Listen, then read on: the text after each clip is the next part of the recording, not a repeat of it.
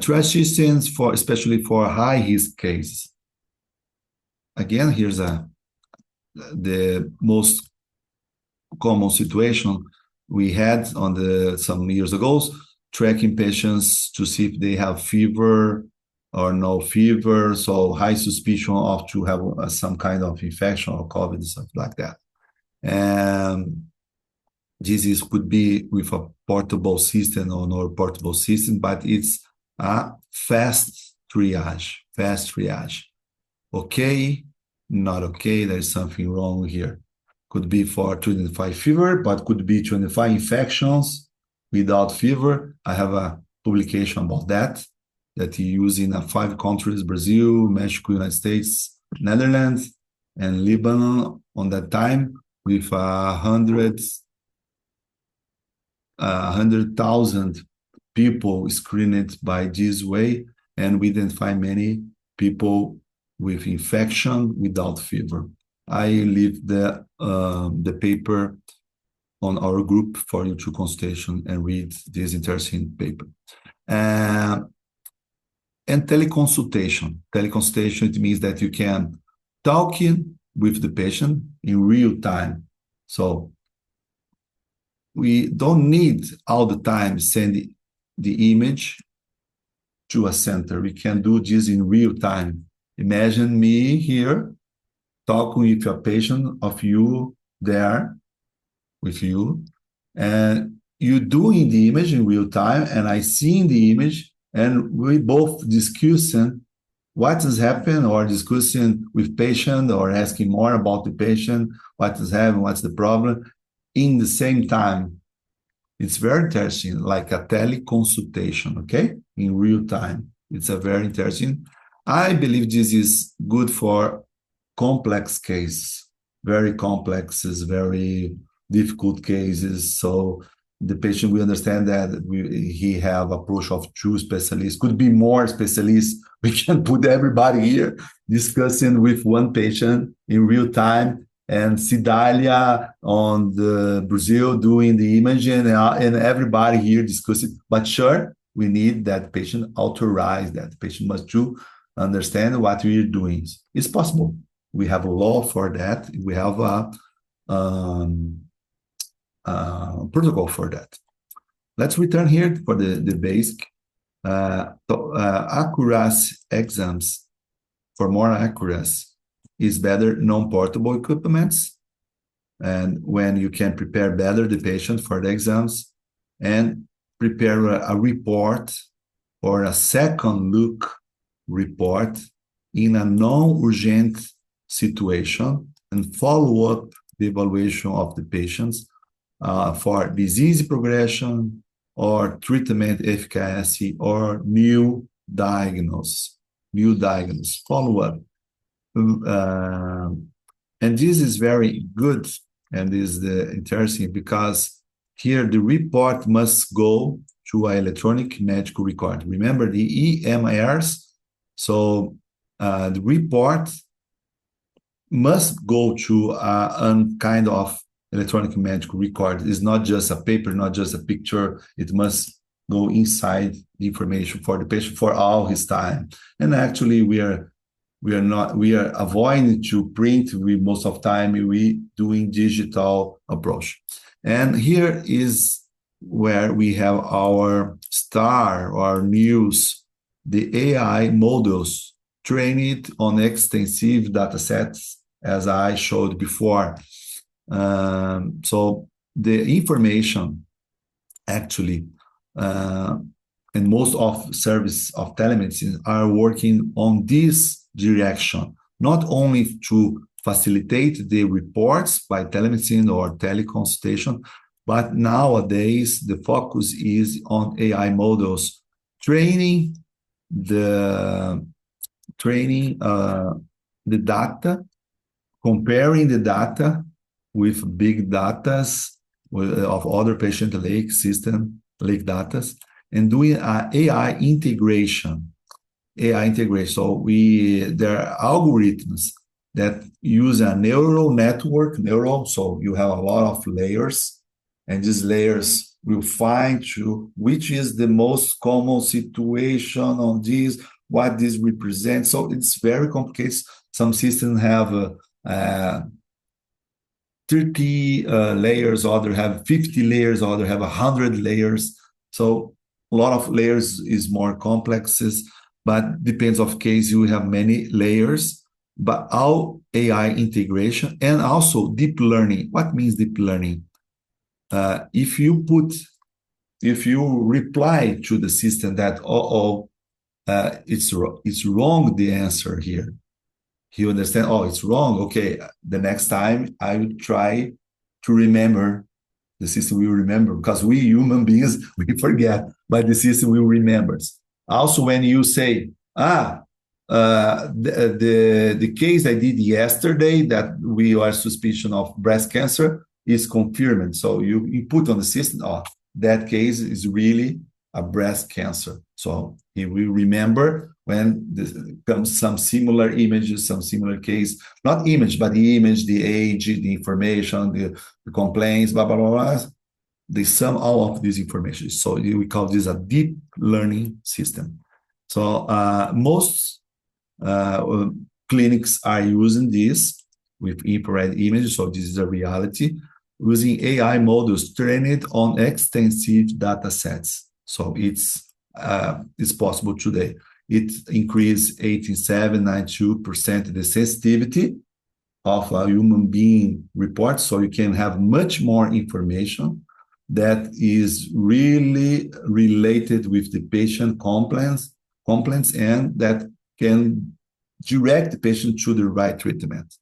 And also reduce 14% the workloads for interpretation services. Because imagine some radiologists have 1,000 of exams per day to do reports, and you can decrease the workload, the overload of information.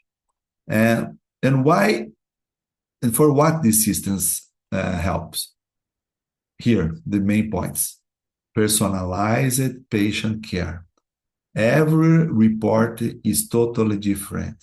So breast exams for one patient, the result is different for the other, and it's personalized with the age, complaints, comparing if past exams, explain if it's increasing or decreasing the progression of disease, and many things. Accuracy of thermal image interpretation is increasing a lot with the system. Identification of subtle patterns. So we can sometimes you can find something, maybe something wrong. How I will value more or less. So the system will help say, no, in this case, you must value a lot of this thing here on the image. Why? Because layers, the past information. Or in other situations, they can say, no, it's just a vein, no, don't worry with that, but keep monitoring, but the alert is not so high. All of this is called personalized patient care. Detecting patterns linked to specific conditions. So if the system understands what you're looking for, I'm looking for arthritic rheumatoid, I'm looking for myofascial pain, I'm looking for neuropathies. So if you give direction, you have a better report. Predictive analytics analysis. So when could be better, worse, or how is the evolution of the disease? Early identification of complications, especially on surgical problems, and real-time treatment monitor. With cell phones, actually, the reports can go direct to the cell phones. The patient can read to understand, to record this, okay? And here's the summary of what I'm saying. So this is an example. Patient is captured the image from full body or part of the body. This data goes to a center. The center make the interpretation by human beings, but actually with the support of AI to increase the accuracy, to increase the information on the reports, and information goes back to the doctor or to the clinic to explain to the patient what is happening with him, what's the next step, and the information goes to at the cloud, can go in a in a cell phone, and everybody will understand what's happening. You will return and monitor, and this is the cycle of telemedicine treatment. Let's see if we forget something. Wow, great trip. So this is the streamlining workflows. Okay, and to finish here, this is not expensive. It's to reduce the cost or increase the cost effectiveness of healthcare system. If the patient do this many times, and we are focused on early stage identification, we will decrease the money spending with health. Maybe we cannot avoid cancer, for example, but if we detect very early, the treatment will be more conservative and less expensive. And to finish, I leave here 4 questions for our advanced discussion. After discussing this, what do you think? How can thermography be integrated into existing telemedicine triage systems to improve decision-making in primary care? Or how can thermography be integrated into your practice if you're not using yet this? Second question, what are the ethical implications of relying on AI for interpreting thermal images in telemedicine? So I want again to reinforce that we will not leave everything on the hands of AI yet, but we can do a much better with AI together, driving AI approach. How can the standardization of thermographic protocols across regions ensure consistency in telehealth implementations? We must rethink about American Academy of Thermology. We must to discuss more about protocols. We have some guidelines. Jen Crofter helped us on the guidelines specific with point of care, and there's some points of AI on that protocol, but we must go more deep on that, discuss more, and try to standardize the approach between us, the way that we interpret or that we see or that we do the images. Sure, with the respect of the individuality of each place. And the last question, in what ways we can wearable thermography, and change early detection of vascular complications in at-risk populations is something new, something that will be possible for the patient, but it not means that we will finish the conventional thermography. No, it means that you that is expert on that, you must to guide these people, you must to supervise them and help much more the use of wearable infrared devices for these people. Thanks so much, and it's open for discussion.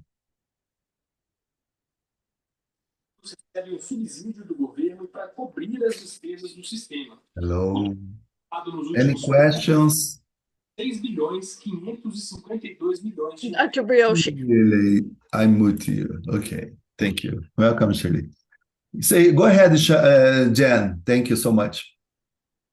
Yes, in the United States, each state has medical regulations that the practitioners have to follow, and some states don't allow yet some of the telemed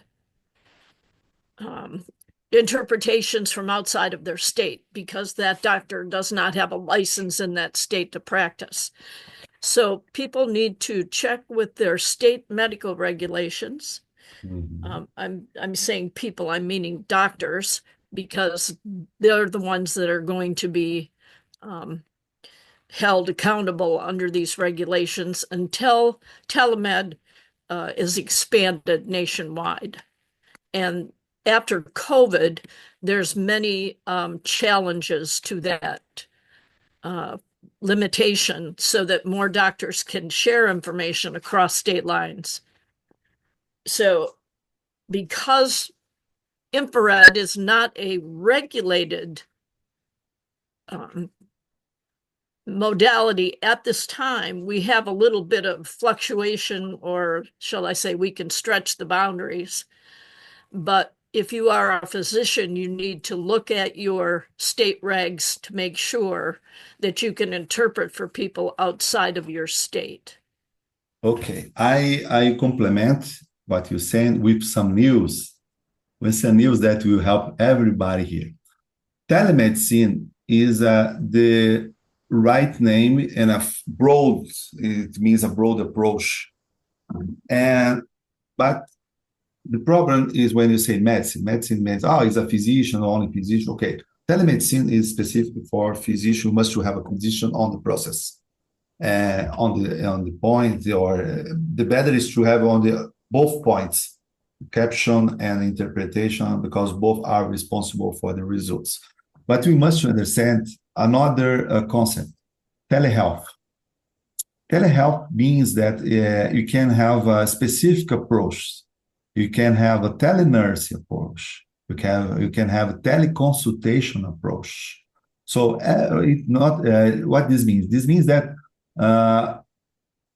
that you must take care of what you want and what you're offering. In some situations, you cannot offer traditional or telemedicine as the same or that is stated on the law or stated on that situation, but you can do a teleconsultation. Understand? And you can also, for example, you don't need most of the times to do I need to do a report for my patient. No, you can do a teleconsultation based on your approach and your traditional approach, and also with infrared imaging to help you to give the regular one. So forget infrared for one moment. Forget infrared image. Okay. Imagine now you doing approach with your patient by telemedicine or doing to another clinic without infrared image. And someone say, I'll send you the picture beyond my clinical history. Okay. You take here some picture, infrared image. Okay. But the final product, what you delivering is not a report. You're delivering your technical approach, what you're specialized to. I'm specialized to give a second opinion about infection. Okay. So we are doing a telehealth or telemedicine, and not means that all the times. So I want you open the mind and don't think just is only infrared on this system. Okay. Sometimes we can do following the regular, but sometimes you can have we have a different approach. It's not wrong, but could be different, could be better. And sometimes could much be better than a report. Does make sense? Telehealth is not versus telemedicine. It's complementary. Okay, it's not a fight. It's something. Telehealth is here. Telemedicine is below. Understand? Telehealth is all, and it's all different approaches below. Additionally, the American Academy had, on the previous website, had links to provide DICOM interface. And hopefully on our new website, the DICOM interface will be reactivated. That is still in process. Dr. Brioschi, Okay. this is Julie in Las Vegas. Hello. And being in the legal field, working for a trial lawyer doing medical malpractice in the United States, I can tell you that the wording is everything. Everything. When Yeah, sure. the doctor is held in trial, that is far beyond an attorney. A trial is gone a long ways. And that wording, when you say it's not important, it's extremely telehealth versus telemedicine. Medicine, you're misleading the people to believe that you're a medical professional with a license. Very, So why I posted that, just so that you know, because when I did contract law and medical malpractice, I understand all of the small details from a trial judge of how they look at things. I love your comments, Julie, because is our times you remember us about responsibility, and I love that you share this with everyone. So it's not just tomorrow I will start a telemedicine service. No, it's not this way. And you must understand the telemedicine or the infrared image is just a tool, because who is working with that, who doing the interpretation, what you're saying to the patient, what you're saying to the public, what you're adversing to the people about your services. So is someone behind that telemedicine technology, behind the infrared, behind the report. So the judge will have the proof what you're doing, that we put this on the paper or in a website, but there's someone behind that, someone produced that information. And also for AI. So AI, we cannot put responsibility to AI, because we must put responsibility for who is using the AI, or using with a bad practice, or using wrongly, or using with data that is not true or is not good. So this is also very important, and many people are talking this everywhere in the universities, on the hospitals, and they are understanding that the machines, the tools will not substitute human beings, because someone must be responsible of what he is delivering to the patient.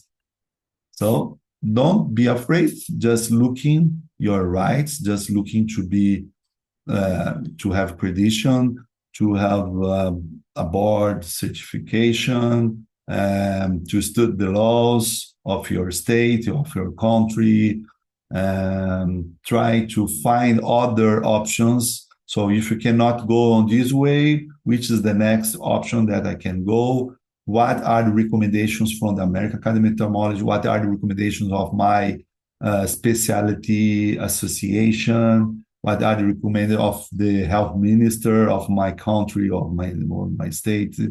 So, and in telemedicine, it's important that we keep having the forms where the patient authorize that.